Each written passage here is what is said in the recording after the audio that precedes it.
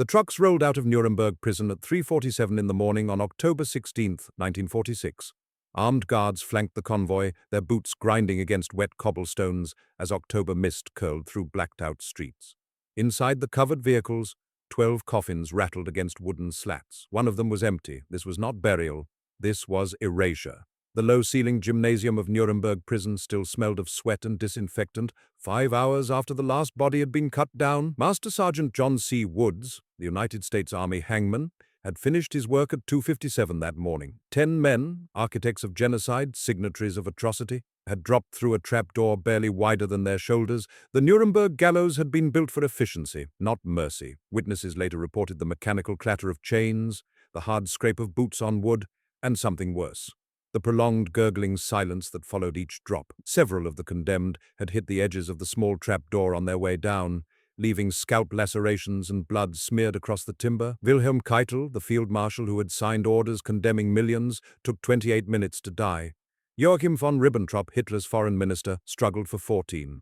The executions had begun just after 1 o'clock in the morning. No public gallery, no theatrical spectacle. Only a handful of officials, prison medical officers, and a single American correspondent named Kingsbury Smith witnessed what happened inside that converted gymnasium. Smith would file the only detailed American eyewitness account describing last words muttered in German, the smallness of the trapdoor, and the institutional machinery of death grinding forward in near silence. Julius Streicher, publisher of the anti-Semitic Der Stürmer, shouted, "Adele, my dear wife," before the trap opened beneath him. Arthur Seyss-Inquart, who had helped orchestrate the starvation of the Netherlands, murmured, "I hope this marks the final act."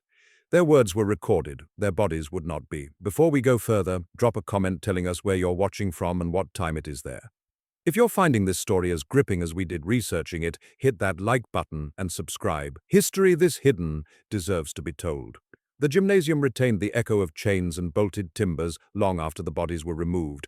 Guards who had prepared the condemned for execution reported dull illumination from hanging lamps, the hiss of tea kettles for the prisoners' final meals, and the clink of crockery that somehow made the scene more grotesque in its domesticity. Cold cuts, sausages, potato salad, black bread, and tea, ration-style fare that carried ritual finality. Small gestures punctuated the mechanical process. Guards polished boots, an orderly folded a condemned man's watch into tissue paper, a chaplain muttered absolution in German. These were micro-rituals of institutional death, the banal logistics that bracketed execution. But Allied authorities had already decided these men would leave no trace. The International Military Tribunal had rendered its judgment on September 30th and October 1st, 1946, 12 death sentences among the verdicts. Less than 3 weeks later, the condemned were dead. The speed was deliberate. So was what came next. Orders had been transmitted from Occupation Command weeks earlier, typed on thin military paper with classified stamps. No graves, no marked burial sites, no physical shrines. Allied intelligence had documented extremist attempts to memorialize fallen Nazis at grave sites between 1945 and 1946. Police logs recorded flowers left at rumored burial locations, gatherings of the unreformed, whispered pilgrimages. The concern was not theoretical, it was operational. Policy memoranda spelled out the rationale with bureaucratic clarity. Graves would become rallying points, martyrdom sites, places where the defeated could reconstitute identity around dead icons. The solution was administrative and absolute: erase the bodies entirely. The night air outside Nuremberg Prison was cold, metallic, wet with October chill. The city itself bore visible scars: pockmarked facades, patched tram lines, rubble still piled in courtyards where Allied bombs had found their targets the previous year. This was a city in improvised repair, a junction between ruin and the uncertain order of occupation. The surrounding streets lay silent under blackout conditions as the convoy prepared to move. Guards used blank sealed paperwork and false manifests in the transport documents. To any porter or checkpoint inspector who might glimpse the cargo, these coffins contained dead Allied servicemen or unimportant civilian remains. The deception was layered, deliberate, and remarkably effective. The trucks turned south toward Munich, 100 miles away. Armed soldiers sealed the convoy route at intervals. Local onlookers were kept back. The 12 coffins, one deliberately empty to confuse any later investigation, rattled through the pre-dawn darkness while the occupants of Nuremberg slept, unaware that history's most documented war criminals were being smuggled out of the city like contraband. At Ostfriedhof crematorium in Munich, The city's main crematory, established in 1929, furnaces had been prepared. Municipal staff later described the scene: the low, steady roar of the ovens, the faint chemical tang of burned hair and clothing, the clink of metal tongs as officers handled urns. The cremations would take place on October 16th and 17th, but even cremation was not the end of the plan. No graves meant no names. No names meant no ashes stored in identifiable urns. The bodies were burned, the ashes were mixed together, 10 men reduced to indistinguishable grey powder that could never be separated, never be claimed, never be commemorated individually. Allied planners had considered the psychology of martyrdom with surgical precision. A single identified grave could become a shrine, but nameless, mingled ash scattered into running water, that was oblivion. What do you do with the remains of men responsible for the deaths of millions? The answer waited at a bridge over the Isar River, where armed soldiers would soon empty urns into fast-moving water under cover of darkness. But the story of how these bodies vanished begins not with their disposal, but with the brutal, botched mechanics of their deaths and the men who watched it happen. The condemned walked to the gallows in carpet slippers, their leather boots confiscated weeks earlier to prevent the sound of marching echoing through the prison corridors. The soft shuffle of fabric against concrete was the last sound Wilhelm Keitel heard before he climbed the 13 wooden steps to the platform. It was 1:11 in the morning. This was justice performed with institutional precision and amateur cruelty. The gymnasium had been transformed overnight. Workers had erected 3 black-painted scaffolds in a room that still bore the mounting brackets for basketball hoops and gymnastic rings. The trapdoors measured just 24 inches square, barely wider than a man's shoulders. The ropes hung from a crossbeam bolted directly to the ceiling supports, and the entire apparatus had the hard, utilitarian aesthetic of a machine shop rather than a place of legal execution. No theatrical drapes, no formal stage, just wood, metal, chains, and rope. The air smelled of sawdust, disinfectant, and something metallic that witnesses couldn't quite identify, perhaps the smell of fear itself, or the copper tang of blood that would soon appear. Master Sergeant John C. Woods had volunteered for this duty. He claimed 15 years of experience as a hangman, though military records would later reveal significant gaps in his credentials. Woods used the standard drop method, calculating the fall distance based on body weight to ensure a quick death by cervical fracture. The problem was the trap door. It was too small, and Woods, whether through incompetence or something darker, had miscalculated the drops. Joachim von Ribbentrop was first. Hitler's foreign minister, the man who had signed the pact with Molotov that carved up Poland, stood on the trap with his hands bound behind him. "God protect Germany," he said. His voice was steady. The black hood descended over his face. The trap opened with a mechanical clank. Ribbentrop's body dropped and jerked to a sudden halt, but his neck didn't break. For 14 minutes, witnesses watched the rope twist and the body convulse as Ribbentrop strangled slowly. The prison doctor finally pronounced him dead at 1:26. No quick drop, no merciful snap, just slow suffocation, while officially sanctioned witnesses watched in silence. Wilhelm Keitel was next. The field marshal, who had countersigned Hitler's criminal orders, who had authorized the execution of Soviet commissars and the killing of hostages, climbed the scaffold at 1:34. He wore his general's bearing like a uniform he couldn't remove. "I call on the Almighty God to have mercy on the German people," he said, then added, "More than 2 million German soldiers went to their death for the fatherland. I follow now my sons, all for Germany." The hood, the trap, the fall. Keitel took 28 minutes to die. His body hit the edge of the small trapdoor on the way down, leaving a visible scalp laceration that bled onto the timber. Guards would later find blood smeared on the wood where his head had struck. Slow death by hanging was not the plan. It became the reality. Ernst Kaltenbrunner, head of the Reich Security Main Office, chief architect of the Final Solutions administrative machinery, stepped forward at 1:52. He was tall, over 6 feet, and the miscalculation of rope length proved even more catastrophic. "I have loved my German people and my fatherland with a warm heart," he said. "I have done my duty by the laws of my people." The trap opened. Kaltenbrenner's death took approximately 20 minutes. The rope twisted slowly in the dim light, while witnesses shifted uncomfortably in their seats. Kingsbury Smith, the American correspondent, sat in the witness area scribbling notes that would become the only detailed press account of the night. He wrote about the mechanical clatter of the trap mechanism, the way the ropes creaked under weight, and the terrible silence that followed each drop except for the sound of bodies swinging. Smith noted the condemned men's last words with journalistic precision. But he also captured something harder to quantify: the atmosphere of grim bureaucratic necessity, the sense that history was being executed on a makeshift gallows that barely worked. Alfred Rosenberg, the racial theorist whose books had provided pseudo-intellectual justification for genocide, died at 212. Hans Frank, the butcher of Poland who had presided over the murder of millions in the general government, followed at 223. Wilhelm Frick, who had drafted the Nuremberg laws that stripped Jews of citizenship and humanity, died at 239. Each death took between 10 and 20 minutes. Each drop was accompanied by the same mechanical sounds: the clank of the trap, the snap of rope going taut, the creak of timber under weight. Julius Streicher broke the grim rhythm. The publisher and pornographer of anti-Semitism climbed the scaffold at 246 and shouted, "Heil Hitler!" as the noose was fitted. He called out, "Adele, my dear wife," and then, as the hood descended, screamed, "The Bolsheviks will hang you one day." The trap opened. Stryker's death was pronounced at 3:01, though witnesses reported he had stopped moving minutes earlier. The physicality of the condemned varied.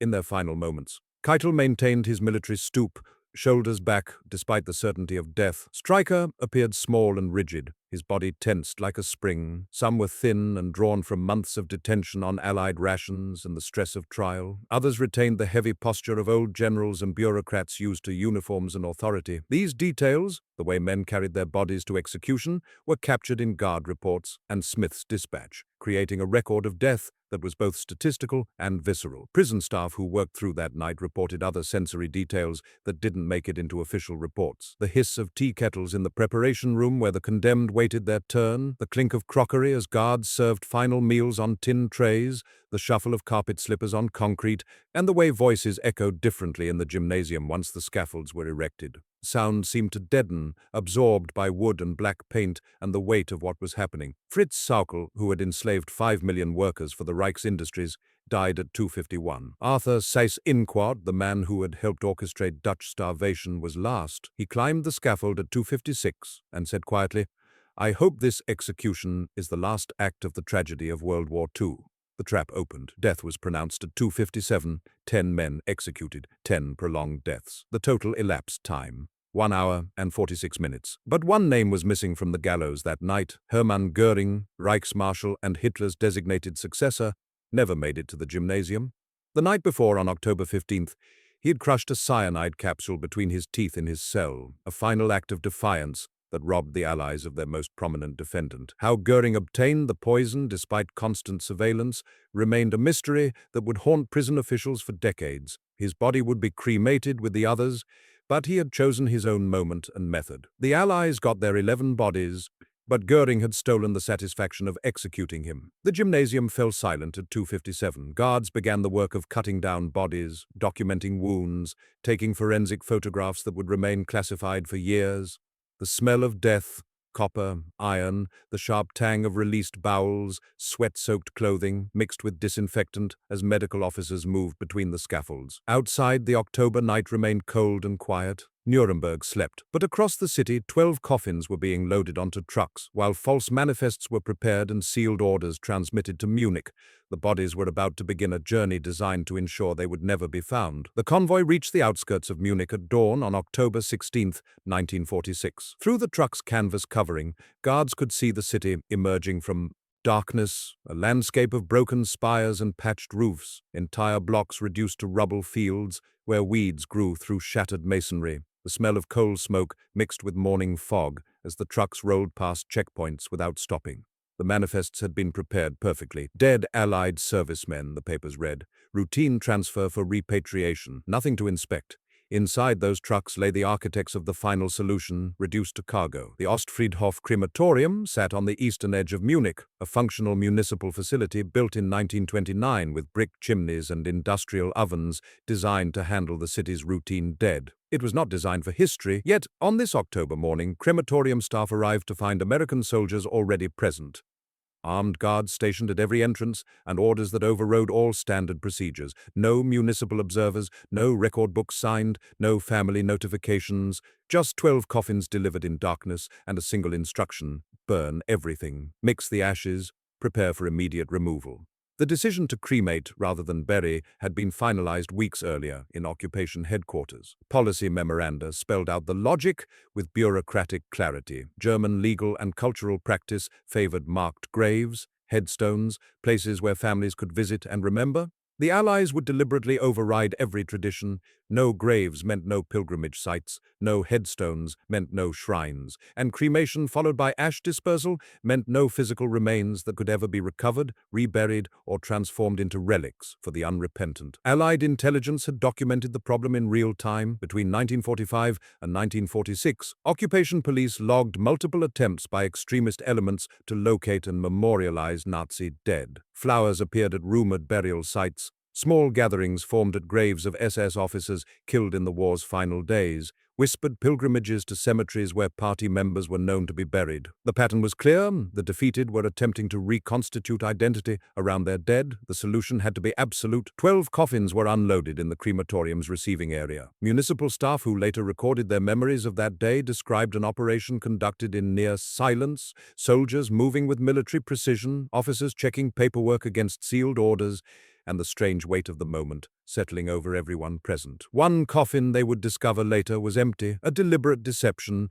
designed to confuse any investigation, to make it impossible to count bodies or correlate names with remains. If observers saw 12 coffins but only 11 corpses existed, which names corresponded to which bodies? The confusion was operational, the obfuscation was policy. The furnaces were fired beginning at 6:30 that morning. Crematorium workers described the process in oral histories recorded decades later. The low, steady roar as coal-fed ovens reached operating temperature, the mechanical rumble of the conveyor system that moved coffins into the flames, and the chemical tang that soon filled the facility. Burned hair, clothing treated with prison disinfectant, wood from the coffin construction, and beneath it all, the acrid smell of human remains reducing to ash and bone fragments. The process would take 2 days to complete. Each body required approximately 2 hours at high temperature. The ashes had to cool before handling. Everything had to be documented for Allied command, but nothing could be documented for public record. 11 men became indistinguishable gray powder. The mixing of ashes was not accidental. It was the operational centerpiece of the entire disposal plan. As each cremation finished, workers transferred the cooled remains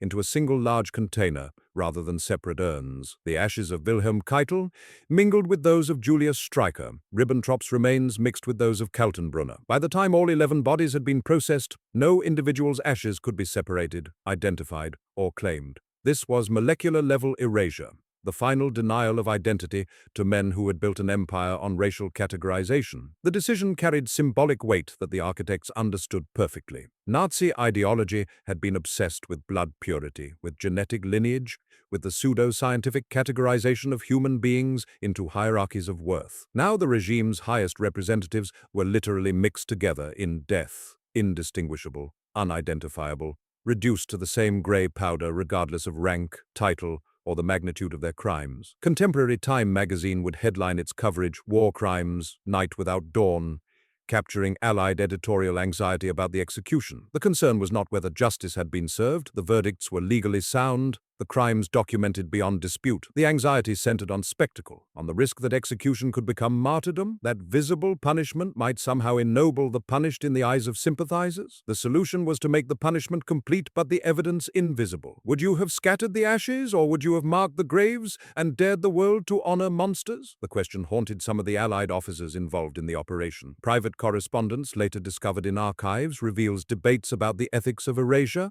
about whether justice required visible accountability or whether visibility itself created risk. One American officer wrote in a letter home, "We worry that photographs might become propaganda, that graves might become shrines. So we make them vanish entirely, but in doing so, do we make the crimes vanish too, or do we make the punishment more complete?" The letter was never sent. It was found among his papers after his death, a meditation on justice that had no clear answer. By the evening of October 17th, the cremation process was complete. Multiple urns containing the mixed ashes sat in a locked room under armed guard. The next phase of the operation was already planned: transport to the Isar River, Munich's main waterway, for final disposal. But even this would be conducted with military precision and deliberate deception. The convoy would move at night, the bridge would be sealed, local residents would be kept away, and when the urns were finally emptied into fast-moving water, soldiers would ensure that no witness could mark the exact location where history's most documented war criminals disappeared into the current. The Isar flowed through Munich toward the Danube, eventually reaching the Black Sea hundreds of miles away. The choice of river was both practical and symbolic. Fast water would carry remains beyond any possibility of recovery, and the downstream flow would distribute the ashes across distances too vast for any pilgrimage to follow.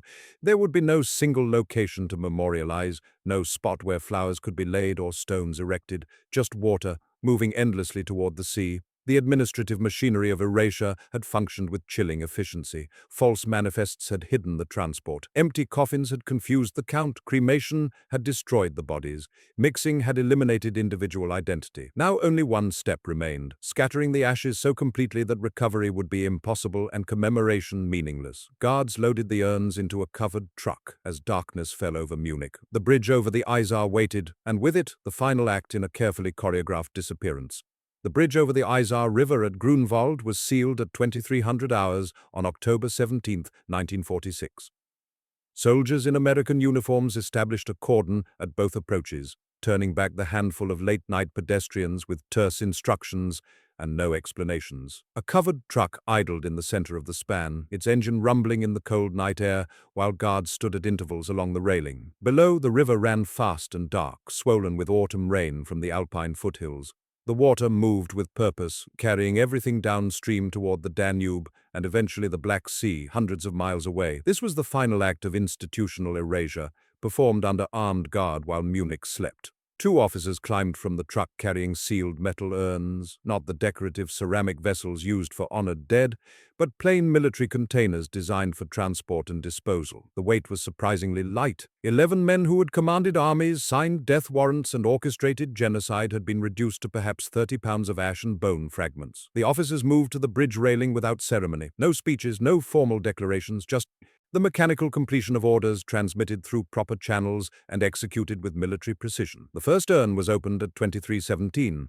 An officer tipped the container slowly, and grey powder began to fall toward the water 15 feet below. The ashes caught the bridge's dim work lights for a moment, appearing almost luminous before they touched the black surface and disappeared into the current. The Isar was moving at approximately 4 meters per second, fast enough to carry the remains miles downstream before dawn, dispersing them across distances that made recovery impossible and commemoration meaningless. The second urn followed, then the third. The process took 11 minutes, 1 minute per man, though the ashes themselves were so thoroughly mixed that no individual could be distinguished from another.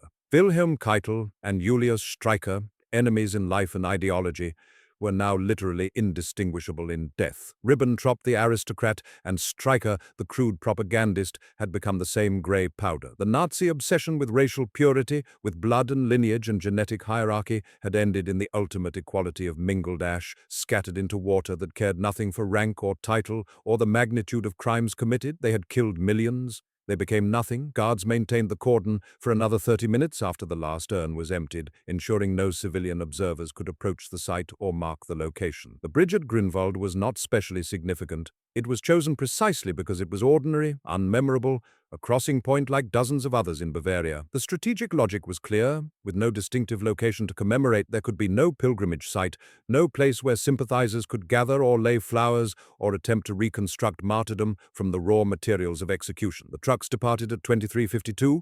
The cordon was lifted. The bridge returned to normal use. By midnight, the last physical traces of 10 executed Nazi leaders and 1 suicide were flowing downstream through darkened countryside, dispersing into sediment and current and the chemical complexity of a living river. The operation had been completed exactly as planned, with the bureaucratic efficiency that characterized all Allied occupation procedures. But erasure proved more complicated than administrative orders suggested. Within weeks, rumors began circulating through occupied Germany. Conflicting accounts claimed the bodies had been buried secretly at Dachau, or transported to American soil, or preserved for medical experimentation. Early press reports, working with limited information and deliberate Allied obfuscation, published contradictory details about cremation locations and disposal methods. The confusion was partly intentional. Allied authorities had designed the operation to resist investigation, but it also revealed something deeper about the human need for narrative closure, for stories that end with marked graves and knowable locations rather than vanishing into rivers.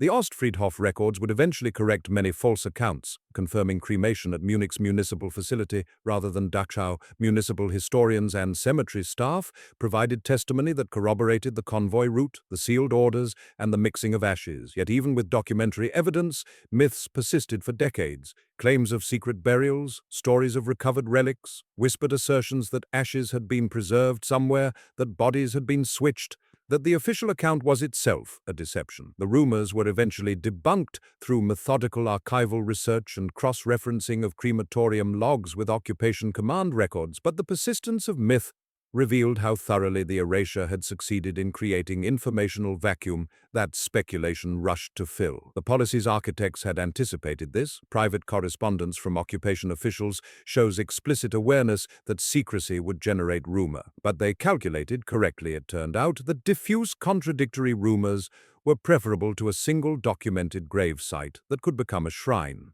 Better to have a dozen false stories than one true location where neo-Nazi elements could gather. The photographic record became another contested artifact. Allied teams had documented the corpses at Nuremberg for official records, forensic images showing the botched hangings, the scalp lacerations, the evidence of prolonged strangulation. Some photographs were published by Soviet and tabloid British presses, feeding public appetite for visual confirmation of justice. But occupation censors restricted broader distribution, worried that graphic images might inflame tensions or provide propaganda material for extremist groups. The photographs existed. They were filed in military archives, preserved in tribunal records, but they were kept from general circulation for decades. Even visual evidence was strategically managed. The men who carried out the disposal operation left their own records. Guard reports, officer memoirs, and occasional oral histories preserved details the official accounts omitted. One soldier who helped scatter the ashes wrote in a private letter discovered years later, "I thought I would feel satisfaction watching those ashes fall into the river. Instead, I felt nothing, just cold, just the mechanical completion of orders. They were already gone, dead on the gallows. This was just disposing of waste." Another described the smell of the crematorium, chemical, acrid, the tang of burned cloth and something worse underneath, and admitted the sensory memory haunted him for years afterward. The question of whether graves should have been marked remained contested even among Allied officials. Some argued that visible accountability was essential to justice, that unmarked disposal created the appearance of something shameful or hidden. Others maintained that any physical memorial risked becoming a rallying point for the unrepentant. The debate was captured in classified memoranda and officers' private correspondence, revealing genuine uncertainty about whether complete erasure served justice or somehow diminished it. History resolved the debate through demonstration. Between 1946 and the present day, no significant neo-Nazi movement has coalesced around the Nuremberg executed as martyrs. No shrine exists, no pilgrimage site draws the faithful. The graves that do exist for other Nazi leaders, Rudolf Hess, for example, buried and later exhumed to prevent commemoration, became exactly the problems Allied planners feared. The Nuremberg 11 vanished so completely that even sympathizers had no focal point for memory, no location to transform into meaning. The Isar still flows through Munich, carrying alpine meltwater toward the Danube and the distant sea. Somewhere in its sediment, mixed with 78 years of other organic and mineral deposits, molecules that were once Wilhelm Keitel and Joachim von Ribbentrop and Julius Streicher, continue their journey downstream. They have no memorial. They have no marked place. They exist only in historical record and in the memories of those they murdered.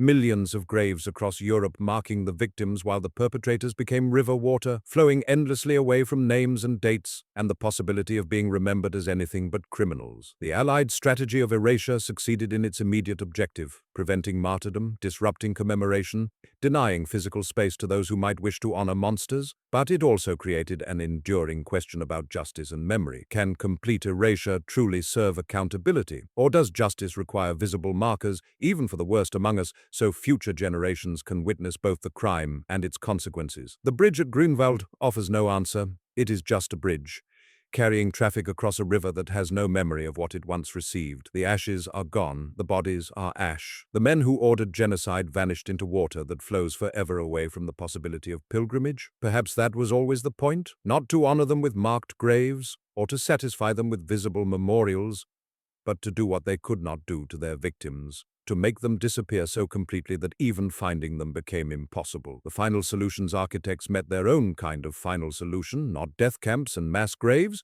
but molecular dispersal into a river that would carry them beyond recovery, beyond memory, beyond the possibility of transformation into myth.